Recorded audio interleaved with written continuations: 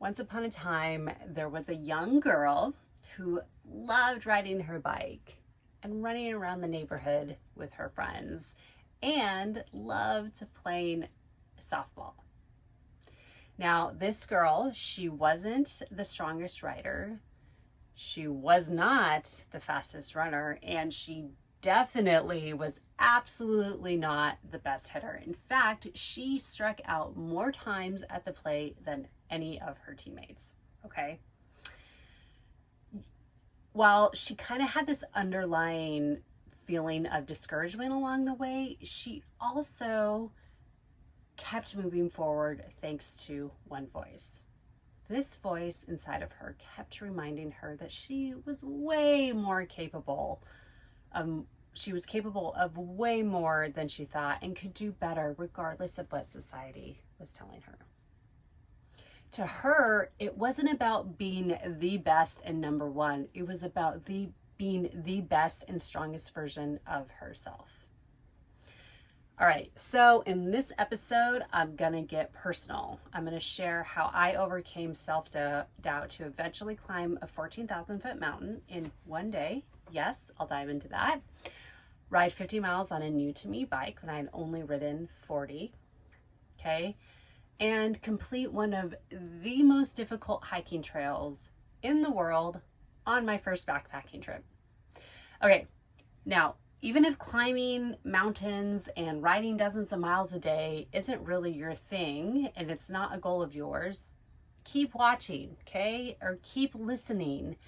If your goal is creating an exercise routine that sticks and helps you build lean muscle mass when you've never had toned arms and legs before, this episode is for you. And if you are under the assumption because you're in midlife, perimenopause, menopause, or postmenopause that you cannot build lean muscle mass and have a super healthy body, keep listening.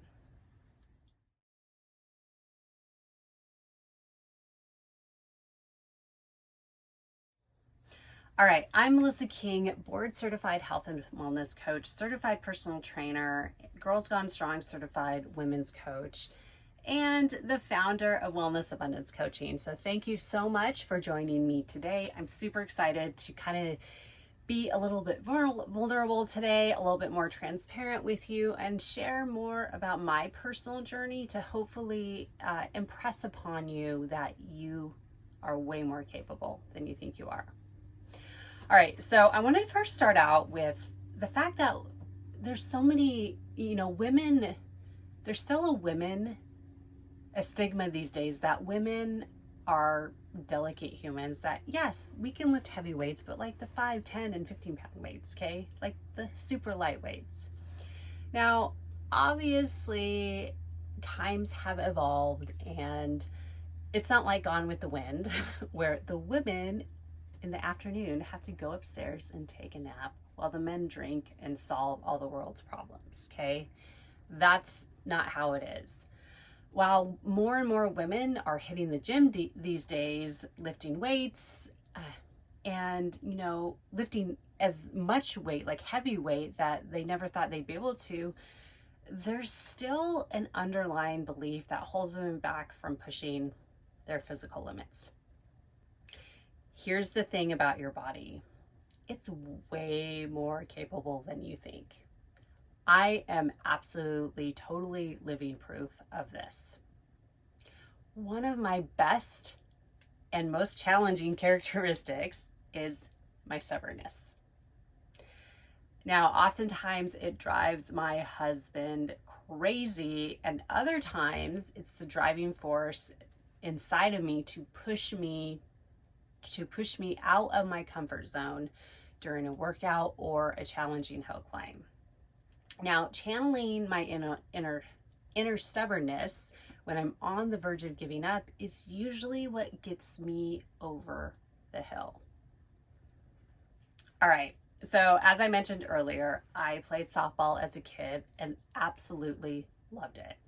The camaraderie with the girls on my team was something that I craved, especially as a shy kid who really wanted to be social. So I remember feeling a little intimidated by the girls on the team who were basically the star players. Now, one of the girls was actually one of my besties. Okay, we had countless sleepovers when we were in elementary school and junior high, and still remain friends through high school. I always wanted to be as good as them, and would sometimes go down the rabbit hole of, comparing myself, which led me to not feeling good enough. So the thing is, I knew I had my own unique talents, but I just really didn't know how to express them at the time. So as I moved along in my softball career as a kid, I ended up actually one season getting a trophy for most improved player. This was such a huge confidence booster for me because it proved to me that my focused efforts in mastering my softball skills actually paid off. So I've always been a hands-on and visual learner. So I paid super close attention to what my teammates were doing, like how they threw the ball, how they caught the ball, and how they swung the bat. So each day at practice, I would implement new skills that I learned, and I kept practicing until my confidence would surge. Okay, and I would practice at home. I'd practice throwing and catching and fielding balls. I'd go to the batting cages. So I just did whatever I could to really push my comfort zone and get better at it. Okay, so I didn't make the softball team in high school, but my experience playing in elementary and middle school really made a lasting impression on me that I could do almost anything physically. Okay, so fast forward to 2016. My now hubby and I were planning a vacation on the Hawaiian Islands. Okay, he had this crazy idea to go backpacking on the Nepali coast on the Kalalau Trail. So my idea of a vacation is relaxing, eating local cuisine, sleeping in, and hitting the gym or a hiking trail, to keep my exercise going if possible. But I'm never really attached to that on vacation because I really truly want to relax. So he showed me pictures online of the Kalalau Trail, and it was so beautiful. So I agreed. So because I really thought, how often do you get the opportunity to see firsthand scenery that can only be seen up close when you're hiking the trail on a boat going on the coast, and you still can't see the beauty, I'm sure, just, floating on a kayak or a boat in the ocean. It was just such a rare opportunity, and I really wanted to take advantage of it. All right, so we bought backpacking gear. I didn't have much of it because I had only been on day hikes. We checked our luggage and we headed across the Pacific Ocean towards our multi-day hike together. So once we arrived at the hotel to spend a few days relaxing, we learned that the trail we were about to hike was actually one of the most difficult in the world. And I thought, okay, seriously, how hard could it be at sea level? Now, the year before was the first time we had hiked Mount Whitney. Well, we didn't hit the summit. We made it to 12,500 feet. I'm like, that's high in altitude. So how hard could basically a sea level hike be? Then after we learned it was the most difficult trail in the world, or one of the most, we learned that the island was getting unusually heavy rain for June. Okay, now here's the twist. It really stirred up a lot of anxiety because there were about 7 or 8 streams that we had to cross to get down to the beach, to the end of the trail, and then back, okay? I did not sleep great the night before and questioned my ability to do this trail and actually come back alive, which is obviously what you want, right? All right, so obviously the next day we embarked on this adventure, and it was super successful and exhausting at the same time. So around mile 7, there's a section of the trail called Crawler's Ledge. Yes, crazy, right? It actually is that. So it's about a 2-foot wide trail, and right alongside a rock wall, and then on the other side is a 400-foot cliff. So one misstep and you basically end up in the ocean. So I was totally not expecting this, and Scott intentionally did not tell me about this beforehand. So he thought I would be too scared, and he was probably right. Like, that really would have intimidated me a lot. But I think the reason he didn't tell me, not just that, but because the fact that he knew I was fully capable of doing it. So he believed in me and my ability. So, and he was right. Again. Okay, so by the way, do not tell my husband I said he was right, because I don't want to set that precedence in our home.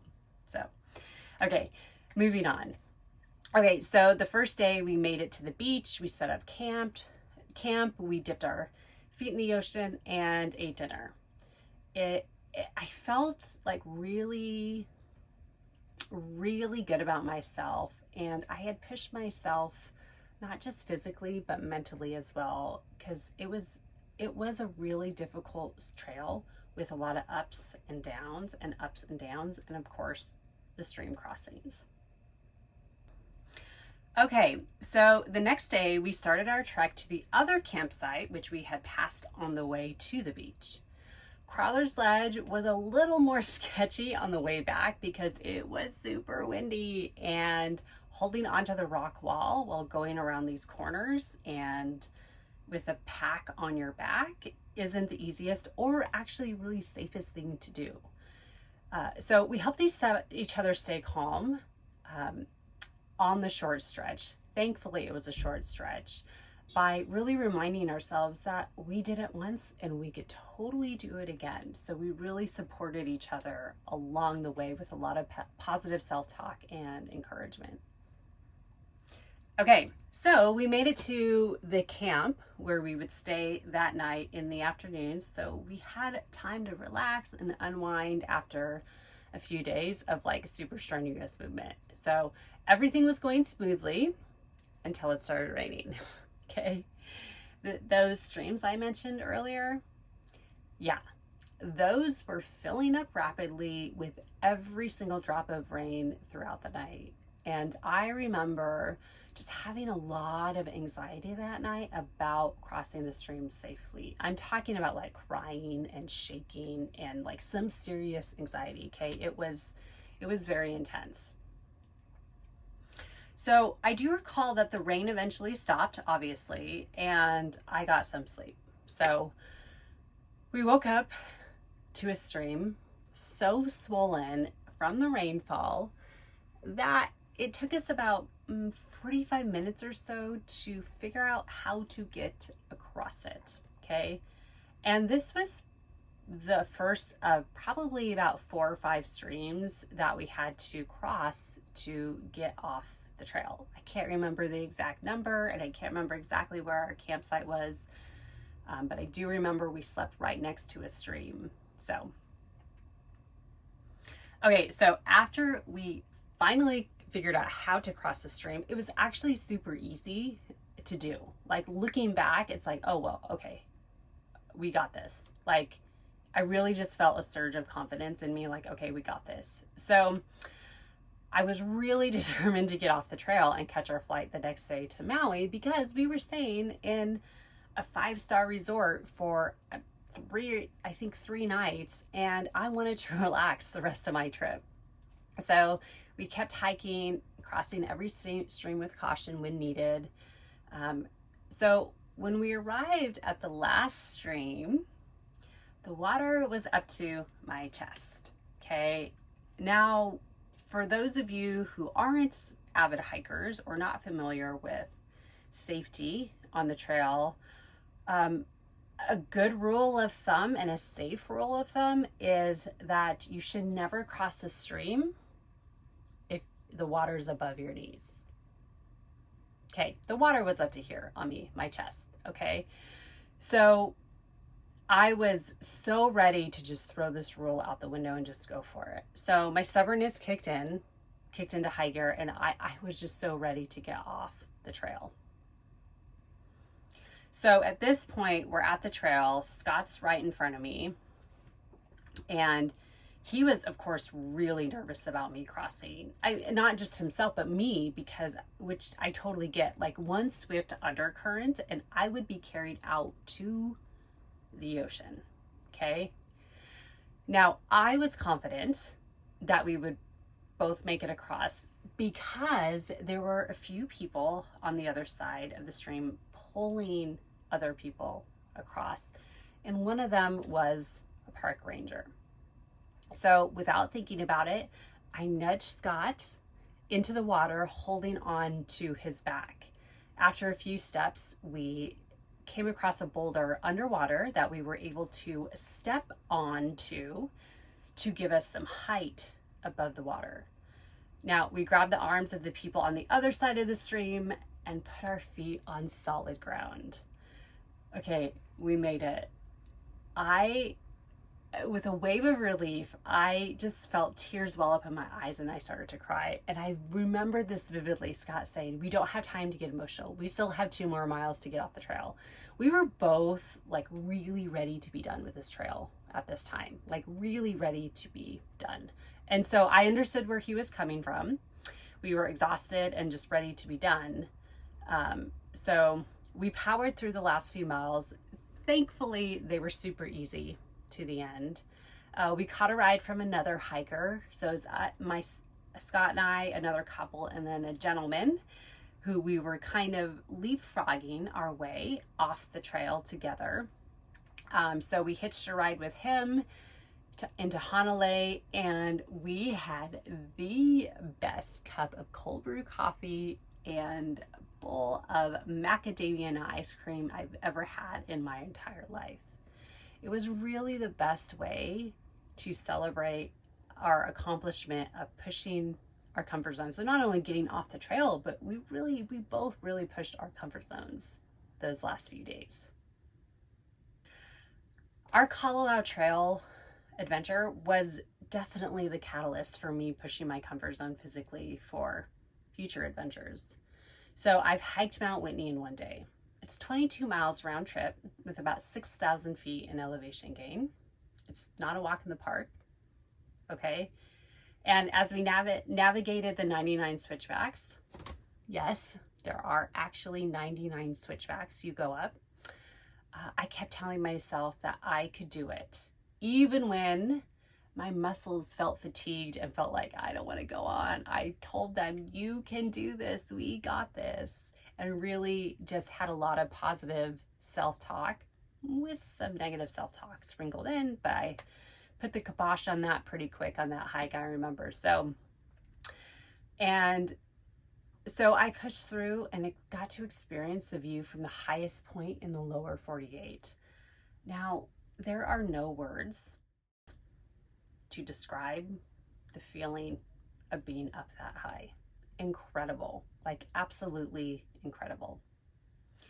Okay, so alongside our hiking adventures, we've been on several bike rides that definitely pushed me to the limit.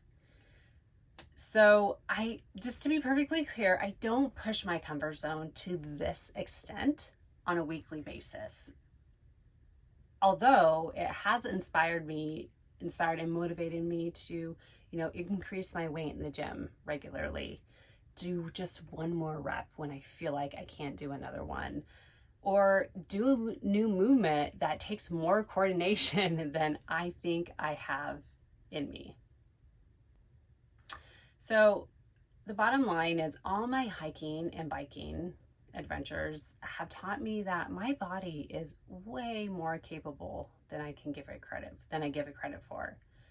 So just remember, your body is the only one you're given.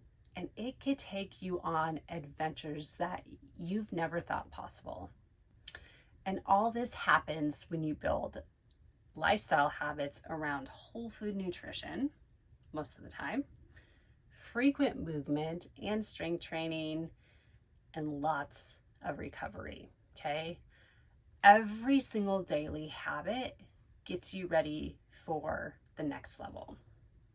So I encourage you to ask yourself, what's your next level? How can you push yourself today? How can you, increase your weight in the gym? How can you do 5 more seconds of that plank? How can you push your limits today?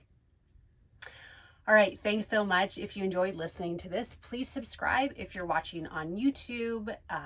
Follow us on Apple or Spotify, wherever you listen to this. Share it with a friend who you feel could use some inspiration. And as always, if you haven't, join our weekly newsletter. Go to melissaking.net and scroll down just a teeny bit on the homepage, and you will find the section to join our Wellness Abundance Coaching community, and we will welcome you with open arms. And let me know what you think. Bye.